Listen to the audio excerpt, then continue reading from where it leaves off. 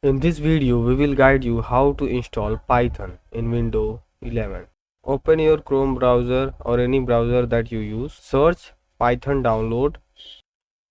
Now you can see that first website www.python.org. Click on that.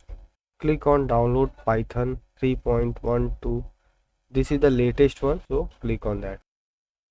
After download, open this folder. Double click on it. Click on install now. Select S.